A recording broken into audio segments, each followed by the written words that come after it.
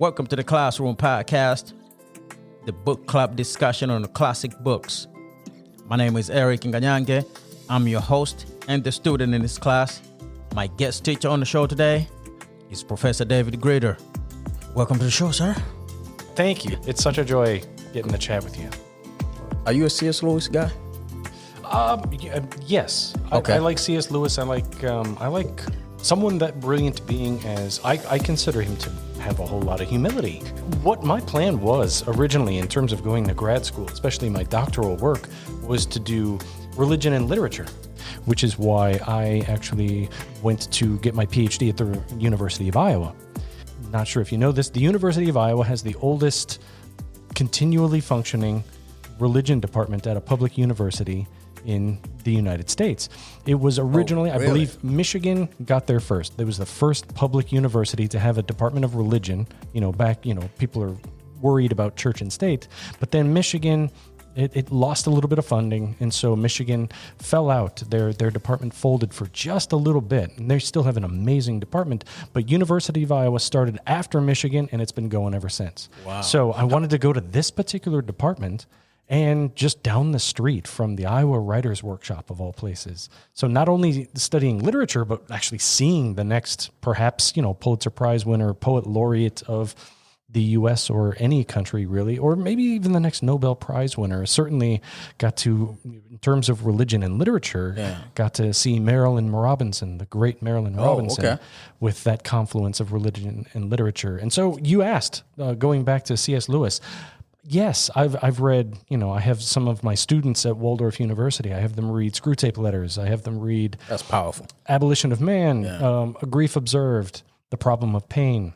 But it's also, let's break out some Chronicles of Narnia and talk about story structure, narrative. That's near and dear to my heart. Oh, okay.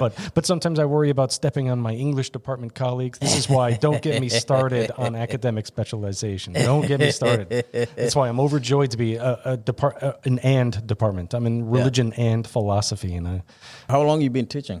I think I caught the bug. Really, this was in, I want to say 2009. I got my Bachelor of Arts in Religious Studies from St. Olaf College. And then I promptly, it's 90 minutes up the road, wanted to leave the Midwest, so I went to New York. And, I'm watching all these protests and all the chaos at Columbia University, which was right across the street from Union Theological Seminary, which is where I went. And that's really where I found my love of philosophy. I ended up writing on a guy, if you ever want me back, or if you ever want anyone to talk about Kierkegaard, let me raise my hand. Okay. I wrote a thesis on Kierkegaard, and he wrote his dissertation on Socrates. So when we get to Epictetus, I have some thoughts on Socratic irony. And at the same time, I found out when I was in New York that I'm allergic to cities. So I came back, again, went to Iowa. Yeah. It happened to be the perfect department for me. It just also happens to be in my home state.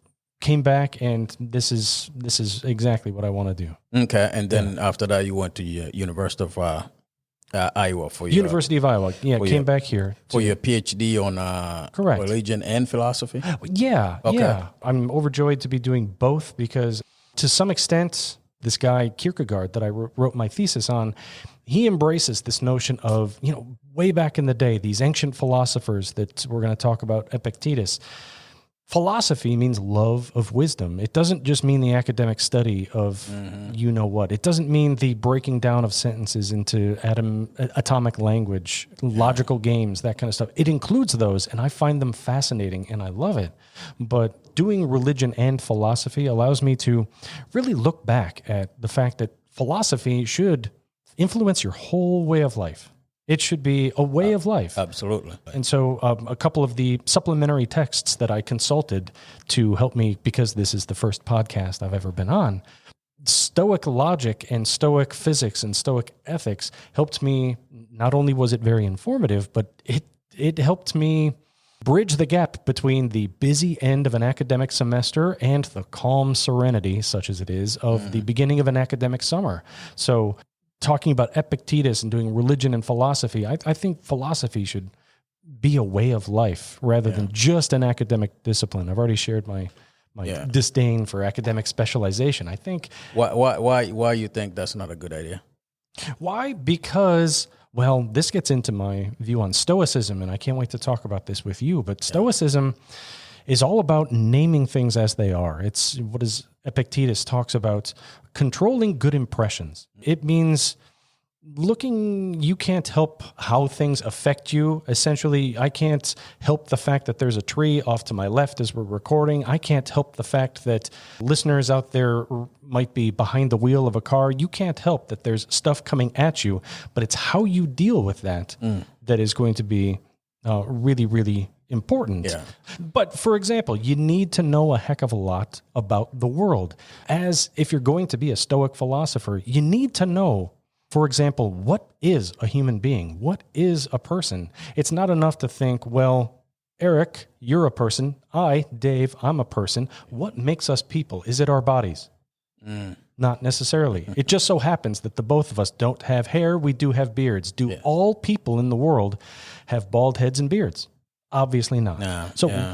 We can't go on always physical characteristics. What makes a human person? Down to the cellular level, on a spiritual level. These kinds of questions are why I love doing religion and philosophy.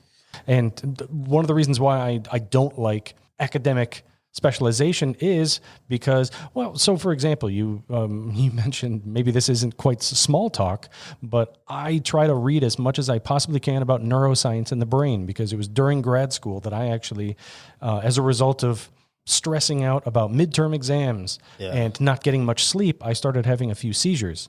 And so when my brain stopped working, like maybe everyone has a seizure threshold. You don't take care of yourself, you might have a seizure. Yeah.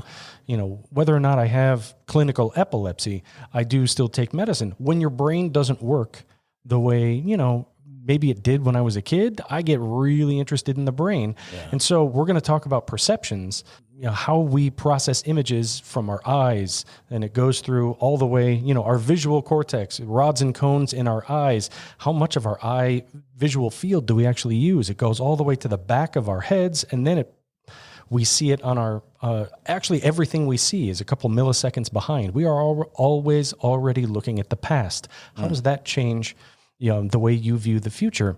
How does that change your view of the world? Your perceptions, exactly, your view of the world. And so knowing all these random facts gleaned from mostly popular science, I do not claim to be a neuroscientist, but in order to call things as they are, in order to refine your impressions, in order to be as logical as possible, you need to know a lot. Yeah. So I wish I could audit every biology, chemistry, and physics course on campus.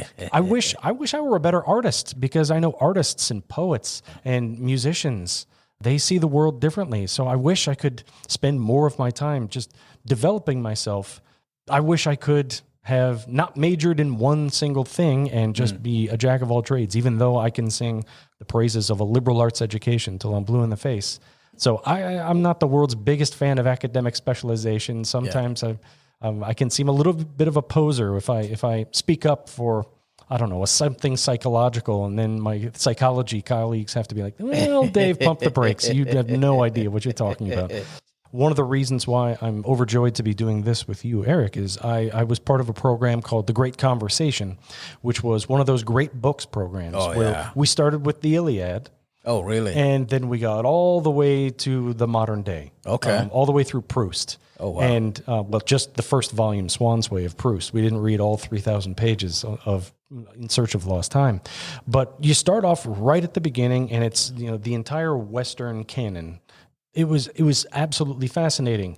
But that includes all sorts of, artistic, but also scientific treatises, for example, Charles Darwin's Origin of Species. Yeah. But then I had to take, for example, calculus when I was a senior in college, and I'd already been accepted to grad school. So I had to make sure that I'm still getting these good grades. At the same time, I also had to take phys ed. And here I am rolling my eyes thinking, okay, I know how to put two, one foot after the other. Do I need to take a PE course? It ended up being a joy. I ended up doing well in calculus. I don't remember a single thing. I had to take human biology, which we call biology for poets, but we got to work on an actual cadaver. So that's an experience I will never, ever, ever forget. And it helps me respect death in a way that I still study death to these days through my philosophy, through religious studies, but I've seen it in very concrete, natural detail. So I had all these opportunities that I never would have if I just camped out in the religion department. So I'm really glad that I got to take all those academic opportunities, as opposed to now I got my PhD in history, and I know folks who studied at Oxford or Cambridge who could tell you absolutely everything you would ever want to know about a day in the life of Epictetus or a day in the life. I'm a little bit more of a early modern guy. I could tell you. Folks who can tell you every single detail about 17th century London, but I asked them to tell me about the basics of human biology, which they haven't taken since they were in grade school, and that's just not quite as close to hand as it is for me. That's why I like the liberal arts, a little bit more jack of all trades. And I've heard corroborating testimony. As jealous as I am of them, they are extremely jealous of the breadth of a liberal arts education as well. Talking about Russian literature, who's your favorite? Oh, gotta be Dostoevsky. I mean, he was writing right at the time when Stalin was running the country. Was it? Probably about at least a half century. Stalin didn't come into power until 24. 1924. Yeah, I would say the 20s, post-revolution, which was 1917. Stalin was after that. Dostoevsky was 1800s. 1800s. Okay, absolutely. Okay. But things were already going south. Things were already going south. He was already reading, things like Notes from Underground or Demons. Yeah. There were already revolutionary movements. The revolution hadn't happened, but certainly there was already discontent with the monarchy, with the Romanov dynasty, and he was part. I wouldn't say he was part of that, but Dostoevsky famously, talk about a respect for death, was famously. I'll never forget getting goosebumps hearing this in class. He was he was accused of treason. He was brought forth on charges, and he was put in firing squad, and he was reprieved at the very last moment. He thought he was going to die. All of a sudden, he hears the horse's hooves. Guy gets down, the jingle of the stirrups, and he was reprieved. He was not shot like part of a firing squad, but he was exiled to Siberia, did hard labor. And so, not only was there revolutionary fervor in the air, Dostoevsky felt it. So... Interesting. It looks like a lot of the great books maybe we got in history, people who wrote them, they were not in a real comfortable position. Sure. I'm thinking about Hobbes. Sure. I'm thinking about Second Treatise of Government. Sure. I'm thinking all those guys, there was a chaos going on. That's when they wrote. And I don't know when Orwell wrote 1984, what was going on there.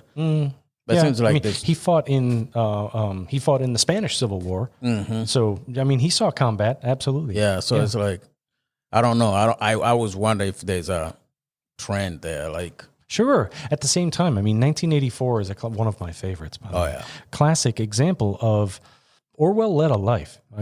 Obviously, he fought in the Spanish Civil War, but he also retreated to the island of Jura. In a Scottish island, lived basically, he needed some peace, he needed some solitude. So there's the life experience of trauma, experience of great events that will inspire great literature, but also you need to step back and you need time to write. Some of these we're talking about ancient authors. I wish I could read so many of the antecedents to the folks that we're talking, Epictetus, his mentor Musonius Rufus, not much comes down to us, but I would love to have read some of the things he wrote. Yeah, you're absolutely right that there has to be, you got to go through some things in order to create great literature. Leo Tolstoy, Leo Tolstoy, you'd think of him. He's a member of the Russian aristocracy. What problems does he have? Well, he was also a searcher. I think it has something a little bit more to do with your soul, something... I feel it. I'm not in any way an artist, but that sort of melancholy. It was getting a little bit cloudy. These past couple of days, we've had a lot of rainstorms and severe weather. Yeah. I love it. I love a good cloudy day, and I don't know what that says about me. I'm not sad in any way, shape, or form. There's a recent book by, I think, Susan Cain. It's called Bittersweet. And that describes me to a T. I took the quiz and it's, oh gosh, I'm a melancholy, I'm a bittersweet person. But for example, Leo Tolstoy lived in luxury, wrote Anna Karenina, War and Peace, also A Confession. But he, would feel this longing. He would feel this, and so did C.S. Lewis. He famously felt this longing, this aesthetic need, this desire, and he would.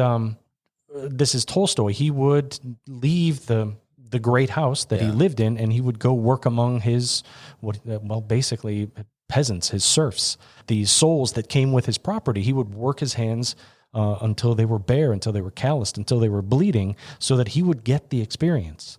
Then he would also retreat back to the great house. So he had that luxury, he had that privilege, but he needed that experience in order to inform his literature, but it comes from a certain place. Okay. This longing. I think the Germans call it Sehnsucht, which means longing. Oh, okay. How did you fall in love with the religion?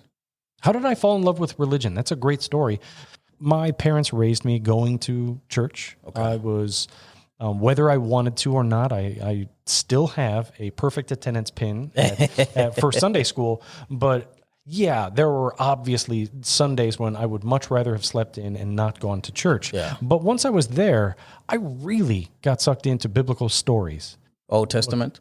Old Testament, know, it's funny you mentioned that. That's exactly, a lot of my colleagues, my fellow classmates at St. Olaf were into the New Testament because we had amazing New Testament professors. I latched on to Old Testament professors. One of my, I would consider her a mentor. Her name is Dr. Maggie Odell. She's written papers on, for example, images of angels at Qumran and in the Dead Sea Scrolls. And she's an expert in Ezekiel, the prophet Ezekiel. And I distinctly remember being at St. Olaf and hearing, it was during a church service because I was in the band. That was one of the scholarships I had. And I was in the balcony, and Pastor Bruce Benson, our college chaplain, gets up and he starts reading about the call of Isaiah in the 6th chapter of Isaiah. And it's very fantastical. It's about a vision that the prophet has of God and all these seraphim, these 6-winged angels with many eyes, soaring around him. And I'm thinking, wait a second, I can major in this? This makes no sense. This is amazing. But back to your question, I went to Sunday school and I just fell in love with the stories. Yes, mostly Old Testament. My name is David, and so I certainly have favorite characters back there. And something must have stuck. Something must have stuck. There are little inklings because I would say most of my 20s, I was a card-carrying, self-avowed atheist. But I just wanted to know. Now, at the same time, in terms of my life's path, I was a senior in high school when 9/11 happened. And so religion was really just, religion, especially religion and violence, which became a theme in my own personal research. My dissertation is on religious violence in Ireland, because I grew up hearing about stories of Catholics and Protestants in Ireland shooting at each other, the Troubles, the famous 30-year conflict, which thousands of people were killed. So religion, the extent to which it gave me peace and fascination, was also a source of violence in the world, fascinated the heck out of me. I had the option to take a whole bunch of religion courses, but I was also taking other things. I changed my major like 3 or 4 times, and every time I did, I would still be taking a religion course. I would be doing really well in it, and I'd say, this fascinates the heck out of me. I don't want to do economics. Yeah. I would much rather be studying for religion, and that's telling me something. And so I said, you know what? I'm just going to call it like it is and say I'm a religion major. And okay. Yeah. As to why I went on to so much school, 13 years of college, why I went on to seminary, even though I had no plans to be a pastor, why I got a PhD in religious studies, to some extent, I was just trying to avoid getting a real job. But no joke. My parents have in their house, they have an entire wall of pictures of me reading from about the time that I was old enough to read. So I was, they say find something you love to do or that you'd be doing anyway. Obviously for me, I have the pictures to prove it. That's reading. I tell my students on day 1 every semester, I found a way to get paid to read amazing books and talk about them with brilliant people like my students. And so, as a religion and philosophy major, Who is God? Oh gosh, who is God? Well, yet another classic example of, I feel like there were signs early on.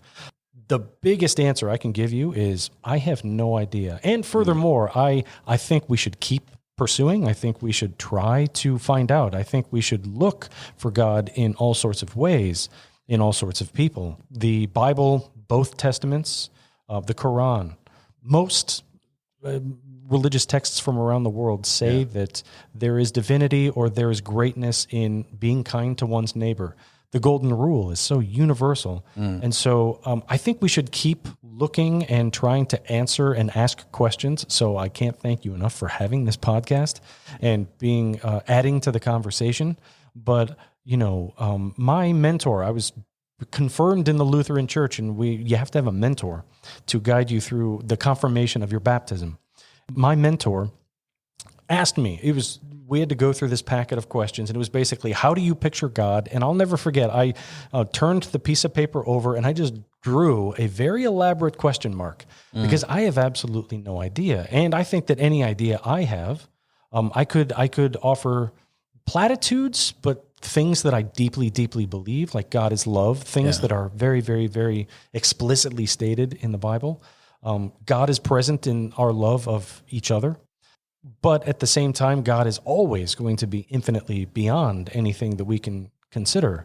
That's that question mark. Even though I keep saying that I was born and raised and baptized at Trinity Lutheran Church here in Mason City, Iowa, it's been about a year since I converted to Greek Orthodoxy, which very, very much values this notion of the apophatic, defining God by what God is not. Saying that God is not this. It's very easy to read the Bible and say that, or look at images of Jesus. Yes, of course, I think Jesus is God. Yeah. But is God therefore a mammal, a biped? Does God have a beard, long hair? Does all the classic characteristics that we associate rightly or wrongly with Jesus, is that the sum total of it all? Of course not. This notion of God will always be, God tries to communicate to us, but that God will always be beyond our comprehension or our ability to either think or to reason about or even to communicate. So in answer to your question, who is God? First of all, I'll paraphrase Rudy. God is real, and I'm not God, and God is beyond all of our comprehension, but God tries to communicate with us. Every day, I think of God as love, as love, as tenderness, as neighborliness. Yeah. Do you think we're going to go a little bit to the deep end here? Okay. Jeez, who is God? Wasn't the deep end? Oh, this is fantastic. I think maybe Socrates would say, how can you believe something that you don't even know what it is? How can I believe something that I don't know what it is? Because I think he will push us to define God first. Sure. Again, Socrates, though, always comes back to the fact that he doesn't know the answer. So Socrates puts his money where his mouth is. Yeah. Socrates believes a lot of things. He searches for definitions as to whether or not he ever finds them. Yeah. Well, you got me. And so, how do I believe in something without really knowing? Oh gosh. You're a philosophy professor and religion professor, so. Sure. We're going to need to get to the bottom of this. Sure. Well, I think any belief that we have. Yeah. I mean, this is I'm about to toe the orthodox line. That can be a capital O or small o. Yeah. But I think any belief that I have comes from God first of all. Like God makes it happen. Nothing happens without God making it happen first of all. And so, how do I believe? Yeah. Well, first of all, I haven't always. And I genuinely can't explain why I fell out. I remember that childlike faith that I have that is discussed even in the Gospels. Jesus says, suffer the little children to come to me. And he always wants his disciples, those around him, to act a little bit more like children. Mm-hmm. And I remember that childlike faith. And when I lost it, due in no small part to reading and studying, when I didn't have faith for a good portion of my life, when I really tried to fake it till I made it. Yeah. You know, I wanted faith, but I just was not feeling it. And then I genuinely don't know where it came from either, because, you know, as you grow older, things happen. I've been through some stuff, but at the same time, it wasn't as a result of some sort of trauma that I came back to faith. It just happened one day. And almost all of my life, perhaps another answer to your question about why I joined religion, it's the unspeakable, the hard to describe bits of beauty. I remember when I went off to college, I was so homesick. And I mean, you are further away from home than I've probably ever been. I was 90 miles up the road from where I grew up, but I was so homesick. And I remember I was known apparently by some folks in my graduating class at St. Olaf as the guy who went for walks, because I'd go for a walk on the cross-country trails around sunset and listen to classical music. And I would listen to Beethoven, especially his, it's called The Emperor, and it's the most beautiful song. It's still my favorite to listen to as the sun is going down. And even in my most atheistic times, I would still be moved to tears, to just moved somehow in ways I could not possibly describe by the experience of beauty. And so I didn't feel like at that point that it was God speaking to me, but maybe it was. And so genuinely, I don't know. And, you know, how do I believe in something that I can't prove or that I'm not 100% sure it's true? Well, I believe faith is not supposed to be knowledge. That's a rock I'll die on. But I do not take any of the credit. Any faith I have is as a result of, role models in the faith, authors that probably you and I have read. I know that you've read a couple of authors on the Classroom project with Professor Klein. Yeah. And just feeling that sense of awe and beauty and being in the presence of greatness has stirred something in me at various points in my life. I take nothing for granted. I believe what I believe now.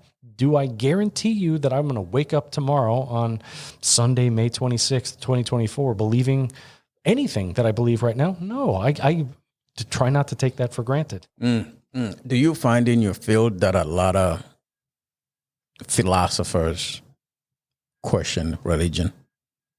A lot. Yeah, absolutely. Definitely in philosophy. Yeah.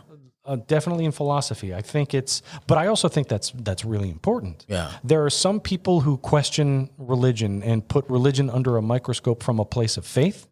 Some of my absolute favorites. Yeah. I'd love to give you recommendations, but the list would be a little bit too long at the moment. But please give me two. The vast majority of, I would say, of philosophical and theology is philosophical theology. The vast majority of philosophers of religion, they're coming from a place of skepticism. They're looking for the holes. Yeah. Especially because cards on the table.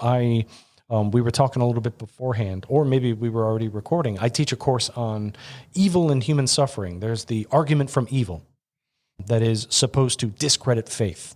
That is, a good God would not allow suffering. An all-knowing God would not allow suffering. An all-powerful God would not allow suffering. But there is suffering in the world. All you have to do is turn on the TV or look around in the newspaper, you name it. There's suffering in the world. Yep. Ergo, God does not exist. Yep. There's a lot of people who are looking to poke holes in religion. Yeah. What do you say to that when people say that? Because I never seen anybody combat that question the way I'm satisfied. How do you answer that question? Like, if there was God, there would be, especially after we say God is love, if there was God, there was evil would never exist. Yeah. Well, this is really, really complicated, but I make no promises on the first day of my course, Evil and Human Suffering, that we're ever going to get to the explanation, especially since the greatest statements of responses to, you name it, treatments of evil and human suffering don't actually answer the question. So, for example, Job from the Old Testament. Yeah. A perfectly innocent person is persecuted, loses absolutely everything. Yeah. Yes, this person gets back. Job gets everything back twice over by the end. But does that really undo what just happened? And what kind of a God does that? And, but how do you answer that? The charge that a good, powerful, all-knowing God would allow suffering? I don't know. It's called theodicy. At the end of the book of Job, all he does is want answers as to why this happened to him. And God comes down and actually asks a lot more questions and then says, how dare you ask me for the right answer? Yeah. So never actually answers the question. So who am I, Dave Greder, to answer this question, especially from my place of privilege? I mean, good grief. Yeah. If there's a name all the significant markers of privilege in modern society, I've got them. I've never suffered that much in my entire life. So I don't think I'm the right person to answer that. However, one of the recommendations that I would offer, her name is Eleanor Stump, and she, in terms of combining, she's my hero. She's amazing. I believe she's at Washington University in St. Louis. She combines literary study with defenses, with issues about suffering and evil. And she puts forward, for example, why do I like religion and literature? It's one thing to have an author say, oh, Dave, that suffering you felt today, it's all part of the greater good. Or things could have been worse. Classic statements of the problem of evil. God allowed you to have that because you'll be stronger for the experience. Yeah, but the experience was pretty terrible. God, had other things to do. Then what does that say about the biblical God? That kind of thing. Yeah. Whereas Eleanor Stump comes up, she's a couple of books, for example, Wandering in Darkness, talks about how the best way to talk about evil and human suffering is to read literature where people encounter evil and where they suffer, because it's a whole different type of knowledge. And we haven't even gotten to Epictetus yet, but there are whole different types of knowledge. There's knowledge that I know that bad things happen in the world. I haven't experienced, I don't know of suffering. And to some extent, I don't want to, but I feel the need to experience with other people. And sometimes it's got to be in books. Yeah. What make a book classic? Because this is the classic podcast for classic books. What make a book classic? What makes a book classic? Ooh, I wasn't expecting that question. I even expected any of these questions, to be fair. What makes a book classic? Okay, we might have to come back to that. Okay, but it's certainly acclamation. It has to affect people's lives, I would say. I think too many books have affected people's lives. For example, in this great conversation course that I was talking about, we started with Homer's Iliad, and it turned into, there was the protest that this is a list of dead white men. I think being a classic means it's really got to blow your hair back, figuratively speaking for the two of us. It's got to blow your hair back. It's got to make some sort of an impact on people's lives. Okay. Yeah. So it can be a few dead white men and then they had an impact. Yeah. So it can still be a classic. It can still be a classic. Yeah. Sure. Okay.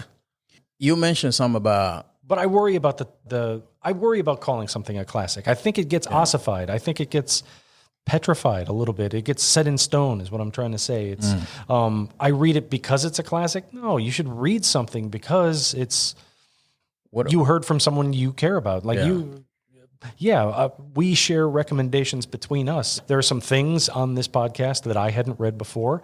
I read them because I wanted to, and then I read them before I listened to you and Professor Klein talking about it, and I got more out of it after the fact, but it was, wow, I trust you and your expertise. You read something not because it's a classic, but because you want that perspective. Not because it's got that, not because it's part of Oprah or Reese Witherspoon's book club. Yeah.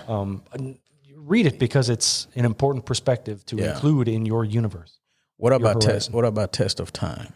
Test of Time? Yeah. If something, I don't know. If we've been reading something for, I don't know, 300-400 years and still here. Yeah. Does that tell us something in the modern day? Like The Prince. Yeah. By Machiavelli. Sure. And sure. Should we look at the time, like how long the book or piece of work, piece of art has been around before we say it's a classic? Because if David dropped a book today, we cannot call it classic next month, can we? I don't know. That's the thing is there have been times when I have been reading something that just came out and I know I'm reading something that people are going to read in 300 years. There are sometimes I feel like I'm part of that first generation and I have a little niece and I want her to ask me questions like, what was it like to read this for the first time? And to this famous author who's still making waves or who just won the Nobel Prize or something like that. So, yeah, but absolutely the test of time. But also, I think it has to be impactful. Again, it's not like people read Machiavelli's The Prince, took the advice, and have been taking the advice ever since. Yeah, exactly. Ever since.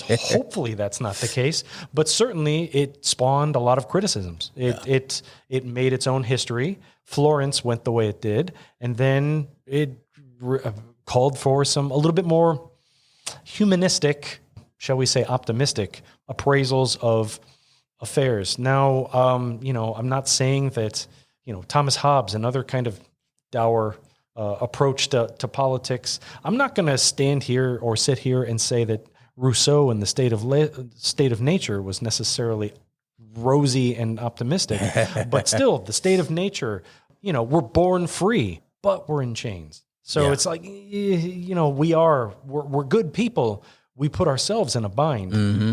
So Machiavelli's The Prince I wouldn't say it's a classic because it was written during the Renaissance or during the early modern period, but it contributed to the conversation that became the Enlightenment, which people are still reacting to the Enlightenment, justifiably so. And so, again, it added to a very important voice in a conversation that's still happening. Oh, yeah.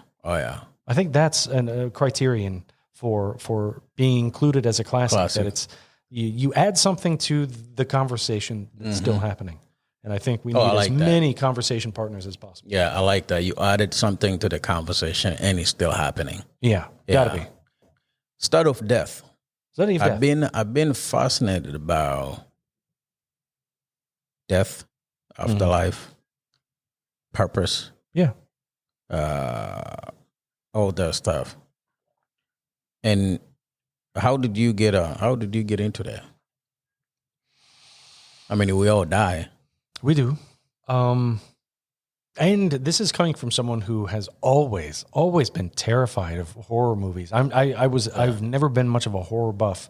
Yeah, I don't watch them. Yeah. Plus the fact that for a good long portion of my life, I didn't lose family members.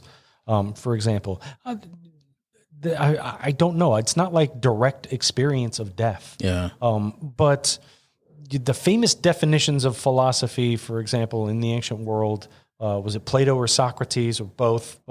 Socrates via Plato, who said the philosophy is not necessarily learning how to live; it's learning how to die.